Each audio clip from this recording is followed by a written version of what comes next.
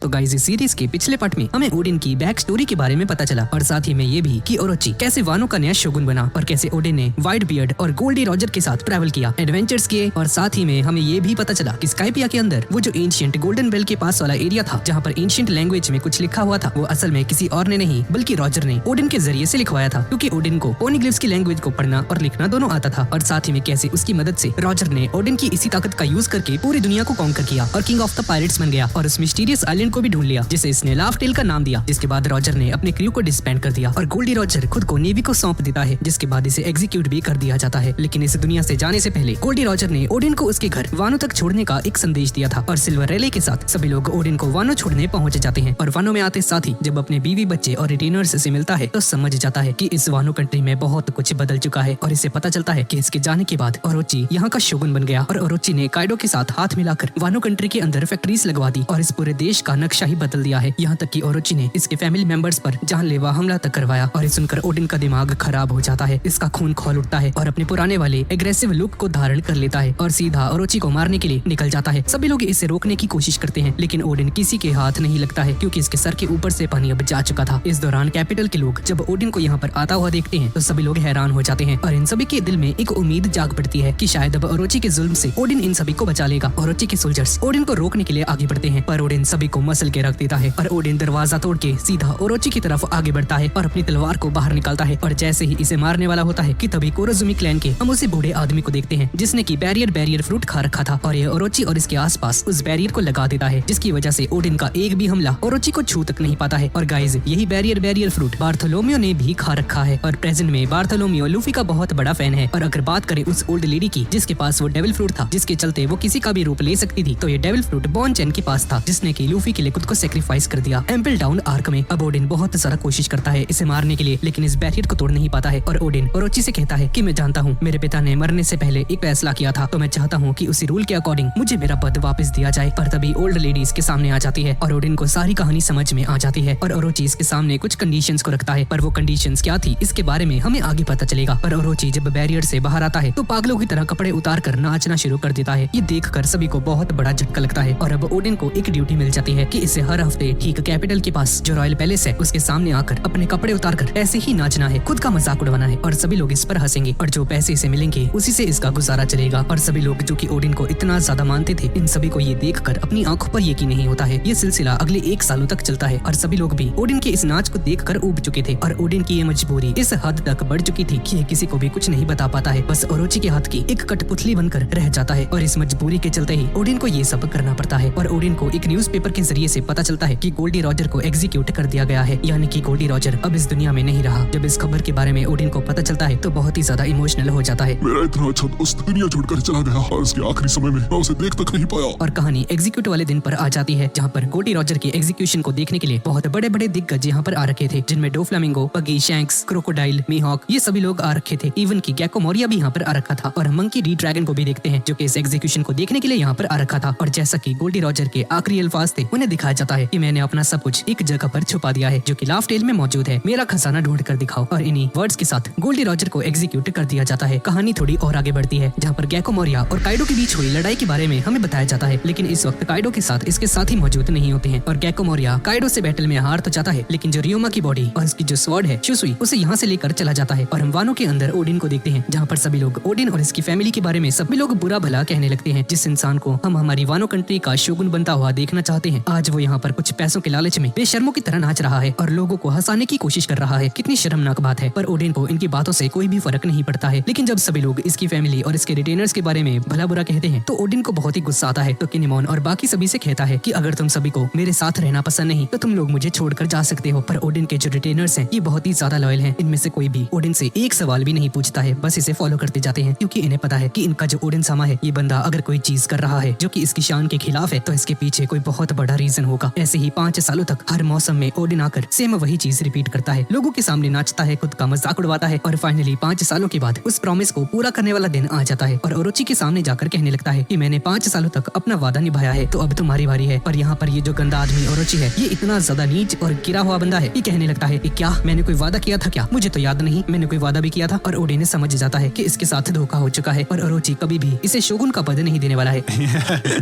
तुम्हें क्या लगता है मैं तुम्हें शोगुन बनने दूंगा? हाँ, तुम तो वानो को और भी ज्यादा अच्छा बना दोगे, लेकिन मैं तो इस वानो को बर्बाद करके ही छोड़ूंगा। मैं इस कंट्री को एक वेपन फैक्ट्री में बदल दूंगा। और हाँ, तुम्हें पता है क्या, वो जो बॉस ह्यूगो है ना, जो कि तुम्हारी फेवर में हमेशा कहता रहता है, मैंने उसे भी काइडो के हवाले सौंप दिया। और लड़ाई के दौरान तो उसकी बीवी भी मारी गई। ये सुनकर ओडिन को बहुत ही ज्यादा गुस्सा आ जाता है और ओडिन पूरे किलिंग इंटेंट के साथ पूरे गुस्से से कहता है कि काइडो, मैं तुझे नहीं छोड़ने वाला, और काइडो को मारने के लिए इसकी तरफ रवाना हो जाता है। इसके बाद ओडिन अपने सभी सैमुराइज के साथ मिलकर एक प्लान बनाता है। ये सभी लोग काइडो के ऊपर रात के अंधेरे में हमला करने वाले हैं। जब काइडो पूरी तरह से नशे में धुत होगा, इनका प्लान पूरा सेट था। इन लोगों ने काइडो की फीलिंग सेट करके रखी हुई थी, पर जब ये लोग उस पर हमला करने के लिए जाते हैं तो इनके होश उड़ जाते हैं। ये देखकर कि यहाँ पर काइडो की पूरी आर्मी तैनात थी। ये देखकर किनेमोन और बाकी के जितने भी सैमुराइज थे सभी लोग दंग रह जाते हैं कि आखिर इन्हें इनके प्लान के बारे में पता कैसे चला। पर ओडिन समझ चुका था कि इनके बीच कोई गद्दार है जिसने इनके प्लान को ऑलरेडी लीक कर दिया है। तभी काइडो भी इनके सामने आ जाता है अपनी ड्रैगन वाली फॉर्म में और ओडिन की तरफ देखते हुए अपना पूरा प्लान बता देता है कि आखिर ओडिन को इन लोगों ने 5 साल वाले इस झूठे वादे में क्यों फंसाया। असल में जब ओडिन वानो के अंदर वापस आया था 5 साल पहले, तो काइडो और ओरोची के पास इतनी ज्यादा मैन पावर नहीं थी। ये लोग कमजोर थे और तब बाकी के 5 रीजन्स के जो दाइमियो थे वो भी कोजो ओडिन का ही साथ देते हैं और वो लोग बहुत ही इजीली काइडो समेत सभी को यहाँ से मार भगाते थे। हालांकि प्रैक्टिकली हम लोग ताकतवर तो हैं, लेकिन वानो में हमारी जड़ें बहुत ही कमजोर थी, इसलिए हमें बस पैर रखने की जगह चाहिए थी और बस वो 5 साल हमारे लिए काफी थे। और काइडो जोर जोर से हंसने लगता है और बताता है कि रॉजर और जो न्यू गेट है, इन दोनों में एक बात तो कॉमन है कि लोग बहुत ही इजीली बातों में आ जाते हैं, बिल्कुल तुम्हारी ही तरह ओडिन। और बस तुम हमारी बातों में आ गए और आज ये पूरा का पूरा लैंड ऑफ वानो हमारा बन चुका है। ओडिन का ये सुनकर दिमाग खराब हो जाता है और सभी अकाज़ा 9 के मेंबर्स भी इसका साथ देते हुए काइडो पर टूट पड़ते हैं। इनके रास्ते में जो कोई भी इन्हें रोकने के लिए आता है लिटरली सभी को मसल के रख देते हैं। उनका नामो निशान तक यहाँ पर नहीं बचता है, इतना खतरनाक हमला करते हैं। और यहाँ पर ओडिन तो अपनी अलग ही रैम्पेज मचा रहा होता है। ये बंदा अकेले ही 1 मैन आर्मी बन के इन सभी पर बरस पड़ता है और आधे से ज्यादा बीस्ट पायरेट्स के जो सोल्जर्स थे ओडिन उन सभी को अकेले ही निपटा देता है। काइडो भी ये सारा नजारा देख रहा था और तभी शिनोबू भी मैदान में उतर जाती है और इनका साथ देने का फैसला लेती है। और यहाँ पर काइडो जब ओडिन का रैम्पेज देखता है तो काइडो समझ जाता है कि इन लोगों से कुछ नहीं होने वाला। ओडिन को अगर कोई रोक सकता है तो वो हूँ सिर्फ मैं। और मैदान में आते साथ ही काइडो ब्लास्ट ब्रीथ का यूज करता है और वही मैसिव अटैक सीधा ओडिन की तरफ आगे बढ़ाता है। पर ओडिन एक भी कदम पीछे नहीं हटता है और इसी दौरान किनेमोन और डेंजिरो ओडिन को बैकअप देने के लिए आगे बढ़ते हैं, लेकिन किंग और क्वीन दोनों मिलकर इनका रास्ता रोक लेते हैं। ओडिन हवा में जंप लगाता है और निथोरियो पैराडाइज वाटरफॉल अटैक परफॉर्म करके जैसे ही इस अटैक को परफॉर्म करता है तो काइडो जैसे तैसे इसके अटैक को रोकते साथ ही अपनी मूंछों से इसे जकड़कर नीचे जमीन पर दे मारता है और अब ओडिन की सटक जाती है। ओडिन रियो का यूज करता है, पूरे हाथों में इसकी कोटिंग करते हुए काइडो की तरफ आगे बढ़ता है। पर इस दौरान काइडो भी अपनी ब्लास्ट ब्रीथ को एक पीक लेवल पर ले जाकर यूज करता है, लेकिन ओडिन इसे भी काटते हुए अपने सभी फैमिली मेंबर्स और अपने सभी दोस्तों को याद करता है। आज अगर मैंने इसे नहीं मारा तो हम कभी भी आजाद नहीं हो पाएंगे। और काइडो के अटैक को चीरते हुए ओडिन निथोरियो पैराडाइज टोत्सुका का यूज करता है और ये अटैक इतना ज्यादा खतरनाक था कि लिटरली इसके अटैक को चीरते हुए काइडो की चेस्ट पर एक स्लैश अटैक पड़ चुका था। इतना ज्यादा खतरनाक होता है कि काइडो की जुआन फॉर्म भी इसके किसी काम नहीं आती है। ओडिन के एक सिंगल अटैक ने ही पूरे बैटल का रुख डिसाइड कर दिया था और ओडिन दूसरी स्ट्राइक से काइडो की गेम बचाने के लिए तैयार था, लेकिन तभी इसे मोमो की आवाज सुनाई देती है जिसकी वजह से ओडिन डिस्ट्रैक्ट हो जाता है और काइडो के कुछ सबऑर्डिनेट्स ने मोमो को पकड़ रखा था और ये लोग ओडिन को फोर्स करते हैं कि अगर तुमने अभी बैटल करना नहीं रोका तो हम तुम्हारे बेटे की जान ले लेंगे। अब ओडिन डिस्ट्रैक्ट हो चुका था और इस मौके का फायदा उठाकर काइडो भी ओडिन पर हमला कर देता है। पर तभी हमें पता चलता है कि असल में ये वही ओल्ड लेडी थी जिसने की मोमो का गेटअप लिया हुआ था। ओडिन के साथ स्कैम हो जाता है और तब तक काइडो ने अपना काम कर दिया था। यहाँ पर एक सिंगल स्ट्राइक और ओडिन का खेल खत्म हो जाता है और बाकी के जो अकाज़ा 9 के मेंबर्स थे ये सभी लोग भी पकड़े जाते हैं। पूरे के पूरे वानो में ये ऐलान किया जाता है कि आज से 3 दिन के बाद ओडिन और उसके जितने भी साथी हैं इन सभी को खौलते हुए तेल में उबाला जाएगा। ये इनका अपना तरीका था इन्हें सजा देने का। और फाइनली वो दिन भी आ जाता है, तेल को गर्म किया जाता है और जब गलती से एक बंदा इस तेल के अंदर गिर जाता है तो सेकंड्स में ही उसका नामो निशान तक गायब हो जाता है। इसकी बॉडी का एक सिंगल पार्ट तक नहीं बचता है। ओरोची बहुत ही ज्यादा खुश लग रहा था। अब मैं कोरोजुमी क्लैन के साथ किए गए उस अन्याय का बदला ले सकता हूँ। काइडो भी ओडिन को बहुत ही रिस्पेक्टफुल वे में देख रहा था क्योंकि इसे भी पता है कि वो बैटल असल में ओडिन ने जीता था और काइडो ने चीटिंग की थी। और ओडिन काइडो से कहने लगता है, मैं एक शर्त रखना चाहता हूँ, हम सभी लोग एक साथ इस तेल में उतरेंगे और एक सीमित समय तक, अगर उस सीमित समय तक हम लोग सर्वाइव कर जाते हैं तो तुम हमें यहाँ से चुपचाप जाने दोगे। ये सुनकर ओरोची का दिमाग खराब हो जाता है, लेकिन काइडो के अंदर जो एक गिल्ट था चीटिंग करने का, काइडो इस बात के लिए मान जाता है और एक बंदे से एक टाइमर मंगवाता है। ठीक है, अगर तुम या तुम्हारे साथियों में से कोई भी 1 घंटे तक सर्वाइव कर जाता है तो मैं उस इंसान को जाने दूंगा। जिस पर ओडिन भी मान जाता है और जैसे ही इस तेल की तरफ आगे बढ़ता है सभी लोग खड़े खड़े तमाशा देख रहे थे पर काइडो के डर से कोई भी कुछ नहीं कह पाता है। ओडिन एक लंबी सांस लेता है और जैसे ही इस तेल में कूद जाता है ये तेल इतना ज्यादा गर्म था कि काइडो के शरीर के हर एक पार्ट से चिल्लाने की आवाज आती है, यहाँ तक कि इसके हाथ में जो हथकड़ियां थी वो हथकड़ियां तक पिघल कर टूट जाती हैं। जिसके बाद ओडिन अपने रिटेनर्स को भी उस लकड़ी की बोट समेत उन्हें अपने ऊपर उठा लेता है। ये देख कर सभी लोग कहने लगते हैं कि ओडिन सामा प्लीज ऐसा मत कीजिए, अगर आज हम लोग सर्वाइव कर भी जाते हैं तो भी इस गिल्ड के चलते हम कभी भी जी नहीं पाएंगे। तभी इनका बैलेंस बिगड़ने लगता है और तेंशिरो शिरो कहने लगता है कि हमारे लॉर्ड का ये आदेश है तो हम सभी को इसे फॉलो करना होगा। अगर वो हमें बचाना चाहते हैं तो उन्हें उनका काम अच्छे से करने दो। तभी ओरोची कहने लगता है कि ये तो चीटिंग है भाई, ये सभी लोग तेल के अंदर नहीं है। चुप हो जाओ, तुम गलत हो। वो सब के सब तेल में है और वादे के मुताबिक जो भी 1 घंटे तक सर्वाइव कर जाएगा मुझे उससे जाने देना होगा। और यहाँ पर जो आम जनता थी जो कि इस एग्जीक्यूशन को देखने आई थी, ओडिन के बारे में भला बुरा कहने लगते हैं। इस पागल से संकी से राजा को कौन देखना चाहेगा, बस फालतू में अपना समय जाया करने यहाँ पर आया है। शिनोबू जब ये सारी बातें सुनती है तो इसे बहुत ही ज्यादा गुस्सा आता है और उस बंदे की जाकर मार लगा देती है और सभी को बताने लगती है कि तुम्हें क्या लगता है बीते 5 सालों से जो तुम सुकून की नींद ले रहे थे ये किसकी बदौलत ले रहे थे? हाँ, तुम्हें क्या लगता है ये जो शोगुन ओरोची है ये वाकई में तुम्हारा भला चाहता है या इसे शौक है इस कंट्री पर रूल करने का? हाँ, ओरोची हंस रहा होता है और हम एक फ्लैशबैक को देखते हैं जहाँ पर ओरोची और ओडिन के बीच में डील हुई थी, जहाँ पर हमने देखा था कि जब ओरोची ओडिन से कहता है कि मुझे तो इस कंट्री पर रूल करना ही नहीं है, मैं तो शोगुन इसलिए बना हूँ ताकि मैं इस कंट्री को पूरी तरह से बर्बाद कर सकूं, क्योंकि सालों पहले मेरे दादा ने वानो कंट्री का शोगुन बनने के लिए सब कुछ किया, बाकी के 5 दाइमियों को भी मरवा दिया। और उसके बाद वो पकड़ा गया और उसे मार देने के साथ साथ उसके जितने भी क्लैन मेंबर्स थे और अजुमी क्लैन का हर एक बच्चा भी उसकी चपेट में आ गया। यहाँ तक कि मेरे दादा को मार देने के बाद भी उनके बाद कोरोजुमी क्लैन में जो कोई भी आया लोग उन सभी को चुन चुन कर मारने लगे और हमारे साथ जो कुछ भी हुआ उन सबका जिम्मेदार ये पूरी कंट्री है, इसलिए मैं इस पूरी कंट्री को ही बर्बाद कर दूंगा। और इस सुनकर ओडिन की सटक जाती है और कहने लगता है कि क्या बस इतनी सी वजह? पर ओडिन कुछ नहीं कर पाता है क्योंकि ओरोची ने बहुत सारे लोगों को यहाँ पर हॉस्टेज बना लिया था और ओडिन से कहता है कि अगर तुमने मेरी बात को नहीं माना तो यहाँ तो हम इन सभी लोगों को मार देंगे या फिर इन सभी को स्लीव्स बनवा देंगे या फिर इन सभी को कहीं पर बेच दिया जाएगा। ओडिन ने समझ चुका था कि बस इन्हें हरा कर ही वानो और यहाँ के जो लोग हैं उन सभी के चंगुल से इन सभी को आजाद करवा सकता है। और यहाँ पर काइडो भी आ चुका था और काइडो और ओडिन में बैटल शुरू हो जाती है और तभी ओडिन को काइडो पर भारी पड़ता हुआ देखकर ओरोची इसके सामने एक ऑफर रखता है कि अगर तुमने से हम में से किसी एक को भी कुछ भी किया तो तुम्हारे सभी लोगों को मैं मार दूंगा। और दूसरी बात, हम कौन सा हमेशा के लिए यहाँ पर रुकने के लिए आए हैं, बस हमें 5 सालों का समय दो और इन 5 सालों में तुम्हें बस मेरे सामने गिड़गिड़ाते हुए भीख मांगना है ताकि मेरा सारा गुस्सा शांत हो जाए और 5 सालों के बाद हम यहाँ पर अपनी नई शिप को बनाकर दूर चले जाएंगे। लेकिन हाँ, अगर तुम लड़ाई चाहते हो तो लड़ाई होकर रहेगी, पर उस लड़ाई में तुम्हारी तरफ के लोग भी मारे जाएंगे। अब ये तुम पर है कि तुम्हें कौन सा रास्ता चूज करना है। और प्रेजेंट में शिनोबू सभी को बताने लगती है कि तुम्हें क्या लगता है कि ओडिन सामा उस दिन नहीं लड़ सकते थे क्या? लेकिन उन्हें मालूम था कि अगर वॉर हो जाती है तो उनकी तरफ के मासूम लोग भी मारे जाएंगे। इसी के चलते चाहे सर्दी हो या धूप हो वो हर दिन यहाँ पर आकर डांस करते थे और उनके एक डांस करने के बदले 100 लोगों को रिहा किया जाता था और हर एक रीजन में जाकर रोज चेक किया करते थे कि वहाँ के लोग सही सलामत हैं या फिर नहीं। तो बताओ सही मायने में यहाँ का रूलर कौन होना चाहिए? हाँ, और कौन है सही मायने में एक बेवकूफ राजा? और यहाँ पर मौजूद सभी लोग कहने लगते हैं कि आखिर ये तुम क्या कह रही हो? अगर ये बात सच भी है तो भी अब बहुत देर हो चुकी है, कोई भी इस बात पर यकीन नहीं करेगा। तभी फुगुरो यहाँ पर आ जाता है और शिनोबू को पकड़ लिया जाता है और ओरोची से बहुत सारे लोग कहने लगते हैं कि हम तुमसे रहम की भीख मांगते हैं, प्लीज इतनी ज्यादा दर्दनाक मौत उसे मत दीजिए। पर बहुत सारे ऐसे भी लोग थे जिन्हें शिनोबू की बात पर यकीन हो जाता है और सभी लोग ओडिन पर रहम की भीख मांगने लगते हैं। लेकिन जो लोग भी ओडिन की फेवर में एक लफ्ज भी कहते थे तो ओरोची उन सभी पर तीर चलवा देता है और उन सभी को मार दिया जाता है। लेकिन लोग फिर भी हार नहीं मानते हैं और वो सभी लोग ओडिन के पास जाकर कहने लगते हैं, ओडिन सामा हमारे से गलती हो गई, हमने आपको इतना गलत समझा, पर आपको अब हमारे लिए हर हालत में जीना होगा सर। आप ही हमारे रक्षक हैं और सिर्फ आप ही हमें बचा सकते हैं सर। और इनकी बात सुनकर ओडिन कहने लगता है कि चिंता मत करो, मैं अपनी पूरी कोशिश करूंगा। ओडिन अपनी पूरी जान लगा देता है और किनेमोन और बाकी सभी से कहने लगता है, तुम सभी लोग मेरी बात को गौर से सुनो। मैं चाहता हूँ कि जब मैं यहाँ से निकल जाऊँ तो मैं वानो के दरवाजों को खोल दूँ। ये सुनकर सभी लोग शॉक्ड रह जाते हैं और किनेमोन कहता है कि ओडिन सामा, पर आपने तो कहा था कि कोजुकी क्लैन के जो एंसेस्टर्स थे उन लोगों ने किसी रीजन के चलते ही वानो के गेट्स को बंद किया था और पूरी दुनिया से खुद को अलग करके रखा हुआ है। तो आखिर अब ऐसा क्या हो गया? क्या आपने अपनी जर्नी के दौरान कुछ ऐसा देख लिया जिसके चलते आप वानो के गेट्स को खोलना चाहते हो? और ओडिन बताने लगता है, कोजुकी क्लैन वालों ने बाहरी दुनिया से खुद को बचाने के लिए वानो कंट्री के गेट्स को हमेशा के लिए बंद कर दिया। लेकिन 800 साल पहले इतिहास कुछ और ही था। 800 साल पहले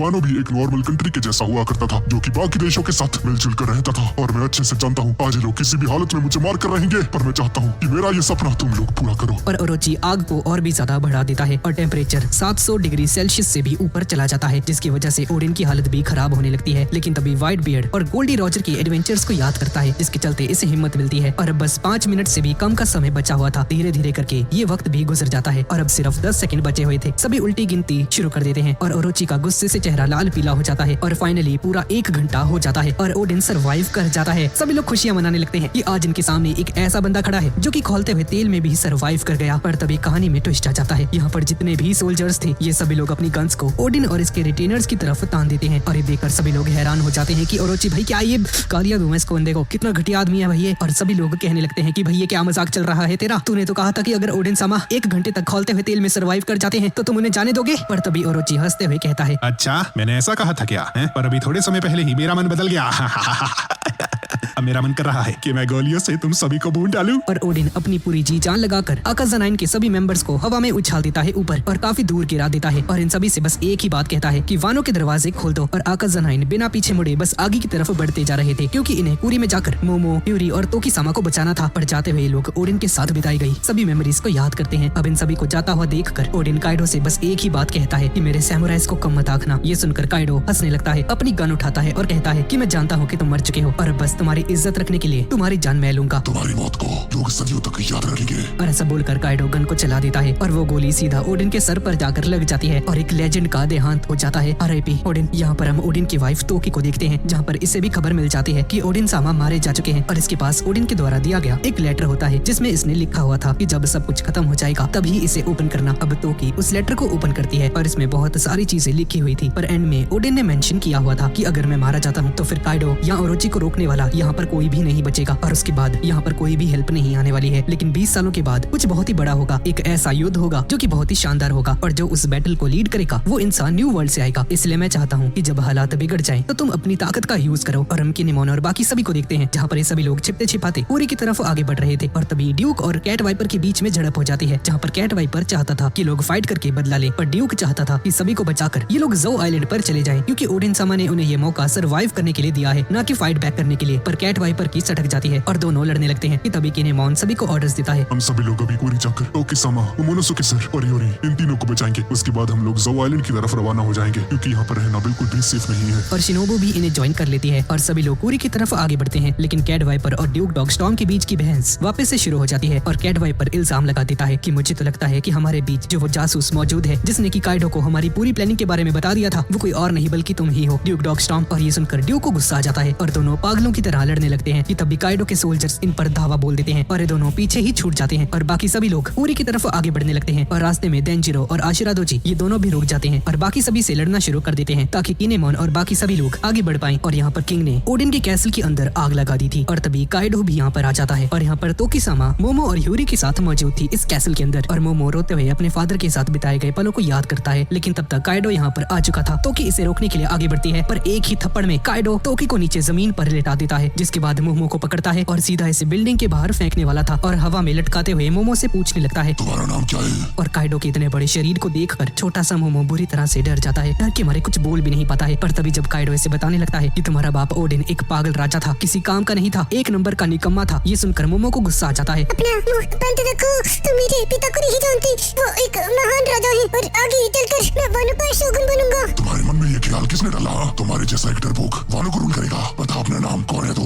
और इसकी आवाज सुनते ही मोमो डर जाता है और काइडो मोमो पर तरस खाते हुए इसे कैसल के अंदर ही फेंक देता है और जाते वक्त कहता है कि तुम कभी भी अपने बाप जैसे नहीं बन सकते हो। और इसने मोमो को इसकी किस्मत पर छोड़ दिया था और काइडो यहाँ से चला जाता है। और तभी किनेमोन और बाकी सभी लोग भी यहाँ पर आ जाते हैं और आगे की कहानी तो हम सब लोग जानते ही हैं कि कैसे तोकी जाने से मना कर देती है और अपनी ताकतों का यूज करके मोमोनोसुके समेत बाकी के जो आकाज़ा-9 के मेंबर्स थे इन सभी को फ्यूचर में भेज देती है और ह्यूरी को कावामात्सु को सौंप देती है जो कि पानी के अंदर कूदकर इसकी जान बचाकर यहाँ से चला जाता है।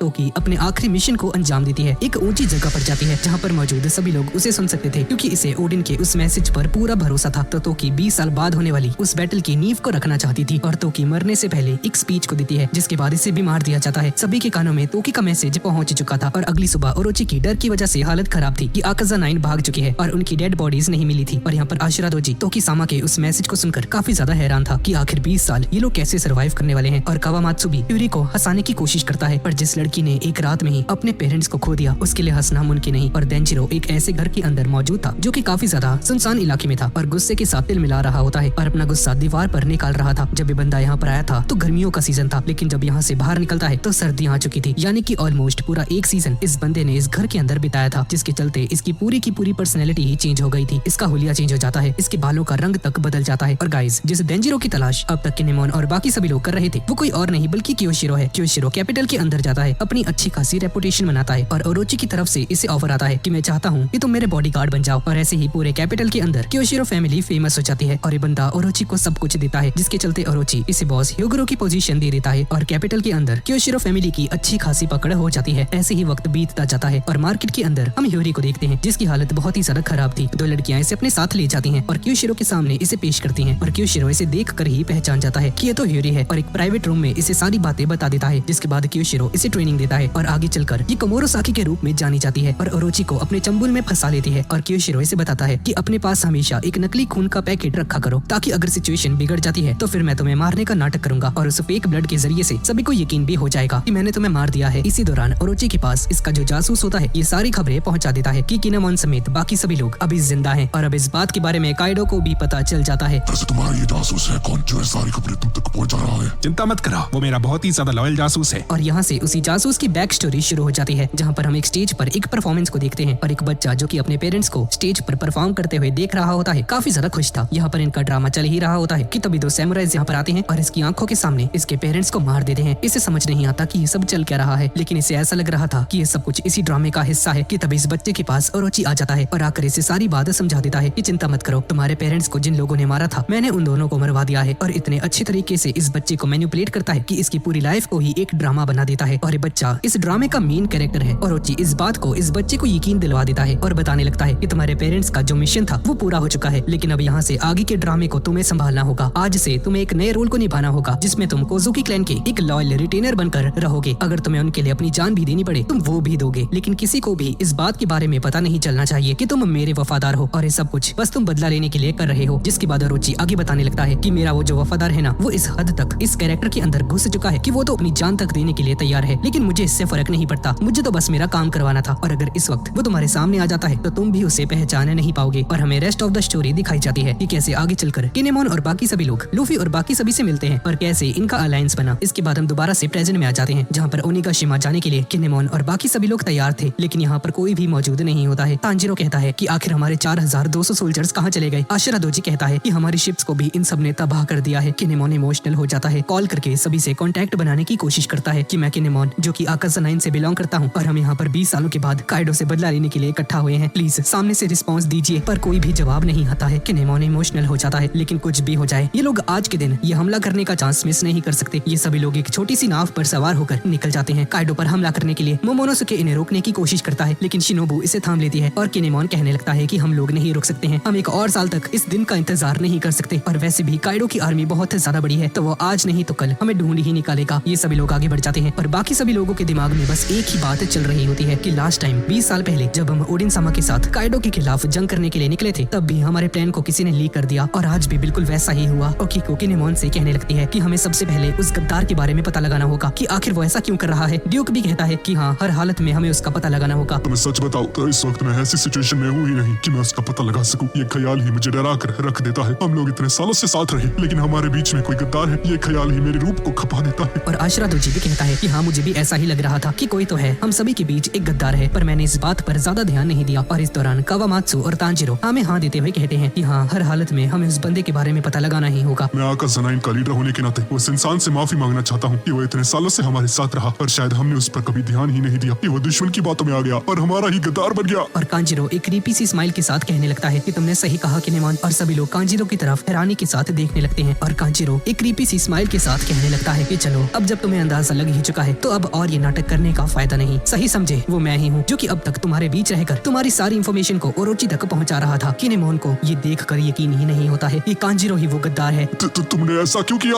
और कांजिरो सब कुछ बताने लगता है कि तुम सभी को तो अब तक यही लगता था ना कि लॉ के जो साथी थे उन्हें काइडो के लोगों ने पकड़ लिया, उन सभी ने ही अपना मुंह खोला होगा। पर नहीं, उन्होंने अपना मुंह नहीं खोला बल्कि वो मैं था जिसने तुम्हारी प्लानिंग के बारे में उन सभी को बता दिया और साथ ही में उस पर्चे के बारे में भी जो कि तुम पूरे के पूरे कैपिटल के अंदर बांटते फिर रहे थे। उसी क्रेसेंट मून के बारे में भी मैंने सब कुछ बता दिया, लेकिन फिर एंड मोमेंट पर याशु दोनों ने सब कुछ हैंडल कर लिया। और तुम सभी को तो तब ही समझ जाना चाहिए था कि जब ज़ाओ आइलैंड पर जैक आ चुका था। तुम सभी लोग अच्छे से जानते हो कि कोई भी बिना विवरे कार्ड के यहाँ पर नहीं आ सकता। तो हाँ वो मैं ही हूँ जिसने की जैक को विवरे कार्ड दिया। यहाँ पर जितने भी तुम्हारे सोल्जर्स थे उन सभी के बारे में भी मैंने ही ओरोची को बताया था। स्ट्रॉ हेड की जो शिप थी उसे भी हमने ही डिस्ट्रॉय किया और अब तुम सभी लोग भी मारे जाने वाले हो। और कांजिरो ये भी कहता है कि मैं बहुत ही छोटा था जब मेरी आंखों के सामने मेरे पेरेंट्स को मार दिया गया, लेकिन ओरोची सामा ने मेरी हेल्प की और उन्होंने मेरी आंखें खोल दी। उन्होंने मुझे कांजिरो का रोल दिया और मेरा असली नाम है कोरोजुमी कांजिरो। और मेरा असली नाम जानकर तुम सभी लोग समझ ही गए होगे कि मैंने तुम्हें धोखा क्यों दिया। और इसी दौरान बीस्ट पायरेट्स की 3 बहुत बड़ी बड़ी शिप्स यहाँ पर आ जाती हैं जो कि एक वॉर शिप तक को पानी में डुबो सकती हैं। और इस दौरान किनेमोन को इतना ज्यादा गुस्सा आ जाता है कि ये कांजिरो की गर्दन उड़ा देता है और कांजिरो कहने लगता है कि हाँ मुझे मार दो, वैसे भी मेरा खेल यहीं पर खत्म हो गया है। ओरोची सामा ने जो मुझे कांजिरो का रोल दिया था वो इसी नाव तक ही सीमित था। तभी शिनोबु के पीछे कांजिरो आ जाता है और 2 स्नेक्स को ड्रॉ करता है और सबसे पहले शिनोबु को इससे जकड़ लेता है और मोमो को हॉस्टेज बना लेता है। और किनेमोन और बाकी सभी को बहुत ज्यादा ज्यादा गुस्सा आ रहा था। लेकिन फिलहाल ये लोग समझ चुके थे कि शायद आज इनका आखिरी दिन आ चुका है और यहाँ पर बीस्ट पायरेट्स के लोग अपनी सारी कैनन्स को इनकी तरफ तान देते हैं और तभी हमला करने का ऑर्डर देते हैं कि तभी एक उड़ता हुआ तोप का गोला सीधा बीस्ट पायरेट्स की मेन शिप पर जाकर लग जाता है, जिससे कि यहाँ पर एक बहुत बड़ा एक्सप्लोजन हो जाता है। और तभी मैदान में एक कूल वे में एंट्री मारती है हमारी स्ट्रॉ हैट की शिप थाउजेंड सनी, जिसमें कि हमारे हीरोज सवार होते हैं। मौसम खराब हो चुका था और लहरें इतनी ऊंचे उठने लगी थी कि किनेमोन की ये जो छोटी सी लकड़ी की बोट थी ये भी डूबने लगती है। सभी लोग डूबने वाले थे कि तभी पोलर टैंक बाहर निकलता है जिस पर लॉ और इसका पूरा क्रू सवार था और लॉ यहाँ पर आ जाता है। तुम सभी में दिमाग नाम की चीज नहीं क्या? ऐसे तूफान में एक ऐसी छोटी सी नाव पर सवार हो रखे हो? हाँ, और हम यूस्टस कैप्टन किड को भी देखते हैं जो कि आते साथ ही बवाल मचा देता है। यूस्टस किड अपने सामने आने वाली हर एक शिप को उड़ा देता है और वर्स्ट जनरेशन के 3 खतरनाक पायरेट्स आपस में मैदान में उतर चुके हैं। पर लॉ को अच्छा नहीं लगता है कि किड भी मैदान में आ चुका है। और तभी लूफी, क्या बात है तुम भी आ गए? हाँ, और लूफी और इसके क्रू मेंबर्स के कपड़े भी चेंज हो जाते हैं और लॉ भी कोराजोन वाली फॉर्म में आ चुका था। यानी कि आगे कोराजोन से रिलेटेड कुछ ऐसी चीज होने वाली है जिसे देखकर हमें मजा आने वाला है। और हम लूफी और लॉ की क्रू को देखते हैं और वर्स्ट जनरेशन के 3 मॉन्स्टर ट्रियो के उतरने की वजह से बीस्ट पायरेट्स की हालत खराब होने लगती है और इन बीस्ट पायरेट्स को समझ में ही नहीं आता है कि आखिर इतने सारे लोग कैसे आ गए, जबकि उन्हें बताया गया था कि अकाज़ा 9 के सिर्फ थोड़े से मेंबर्स ही एक टूटी हुई नाव के ऊपर आने वाले हैं। माहौल बिल्कुल सेट हो जाता है और जोरो कहता है, क्या बात है, हाँ, एनमा को तो यहाँ पर ट्राई करना ही होगा। और अपना उसॉप बैटल की शुरुआत कर देता है। ग्रीन स्टार स्कल गैस से हमला करता है और जोरो हाकी की कोटिंग चढ़ाता है और एनमा से एक स्लैश अटैक परफॉर्म करता है जो कि बहुत ही ज्यादा कमाल का होता है। नामी भी अपने ज्यूस का यूज करती है, हालांकि ये बिग मॉम का है, नामी का नहीं। और रॉबिन, सांजी सभी लोग अपनी कमाल की पावर्स का यूज करके इन सभी के हमलों को रोक देते हैं। पर कांजिरो के होश उड़ चुके थे कि यहाँ पर इतने सारे लोग कैसे आ गए। किनेमोन, वो 4200 सोल्जर्स कहाँ पर हैं? पर किनेमोन लूफी से हाथ जोड़कर और सर झुकाकर माफी मांगता है। मुझे माफ कर देना,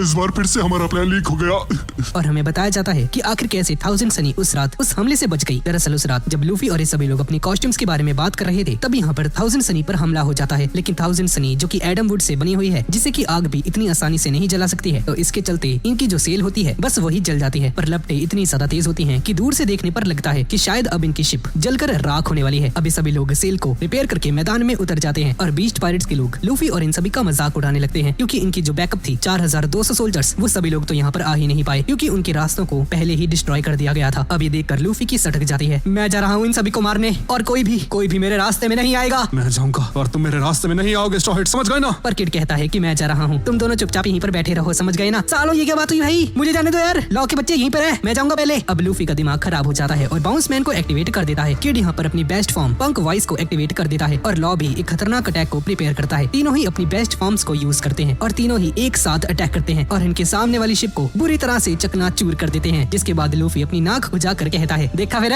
मेरा कमाल है, देख रहे हो ना मेरे डोलो शलो की ताकत। सपने देखना छोड़ दो स्ट्रॉ हैट, उस शिप को मैंने डुबाया है। पर तभी पीछे से किड कहता है, अरे ओ बच्चों, उस शिप को मैंने डुबाया है। तीनों लड़ना शुरू कर देते हैं कि तभी यहाँ पर क्यूशिरो फैमिली आ जाती है और इसे देखकर जोरो और बाकी सभी लोग अलर्ट हो जाते हैं और जोरो को पक्का यकीन होता है कि ये बंदा हम पर ही हमला करने वाला है। पर तभी क्यूशिरो अपने हाथों में रियो की कोटिंग करते हुए सामने मौजूद बीस्ट पायरेट्स की उस शिप को बीच में से काट देता है और इस सीरीज का 156th पार्ट यहीं पर खत्म हो जाता है। तो गाइज यही थी आज की वीडियो। तो गाइज आज की ये वीडियो आपको कैसी लगी नीचे कमेंट्स में मुझे जरूर बताइएगा और इस सीरीज के अगले पार्ट के लिए कमेंट टारगेट रखते हैं 10,000 कमेंट्स। तो गाइज आगे के एपिसोड्स बहुत ही ज्यादा कमाल के होने वाले हैं। तो अगर आपने अभी तक चैनल को सब्सक्राइब नहीं किया है तो प्लीज कर दीजिएगा और नोटिफिकेशंस को भी ऑल पर सेट कर दीजिएगा। तो ठीक है गाइज, और मिलते हैं अगली वीडियो में।